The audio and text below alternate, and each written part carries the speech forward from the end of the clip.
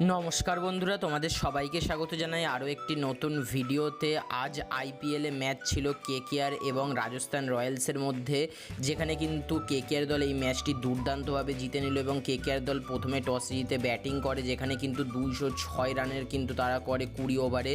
দুর্দান্ত কিন্তু স্টার্ট দেয় গুরবাজ এবং আজিঙ্কে রানে। এরপর কিন্তু অবশ্যই মাঠে ঝড় ওঠে আন্দ্রে রাসেলের।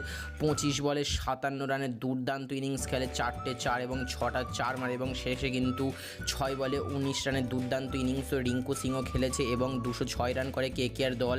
জবাবে ব্যাটিং করতে নেমে কিন্তু রাজস্থান রয়্যালস দল খুবই খারাপ খেলে, যেখানে কিন্তু পরপর তারা উইকেট হারায় এবং মোয়েন আলী কিন্তু অবশ্যই দুর্দান্ত বোলিং করেছে, বরুণ চক্রবর্তী দুর্দান্ত বোলিং করেছে এবং কেকেআর দলের কিন্তু প্রায় সমস্ত বোলার্সরাই কিন্তু দুর্দান্ত বোলিং করেছে আজকের এই ম্যাচে। এবং কেকেআর দল এই ম্যাচ জিতবার ফলে কিন্তু অবশ্যই 11 পয়েন্ট হয়ে গেল এবং কেকেআরের কাছে কিন্তু একটা দারুণ সুযোগ রয়েছে এখনও পর্যন্ত প্লে অফে যাওয়ার। সো তোমাদের মতে অবশ্যই কেকেআর দলের প্লে অফে যাওয়ার চান্সেস কতটুকু রয়েছে কমেন্ট বক্সে কমেন্ট করে জানিয়ে দিও। আমার মতে কিন্তু কেকেআর দল যদি এই পারফরমেন্স ধরে রাখতে পারে তাহলে কিন্তু অবশ্যই কেকেআর দল প্লে অফে গেলেও যেতে পারে। এবার দেখা যাক যে শেষ পর্যন্ত কেকেআর দল এমন পারফরমেন্স কটা ম্যাচ ধরে রাখতে পারে।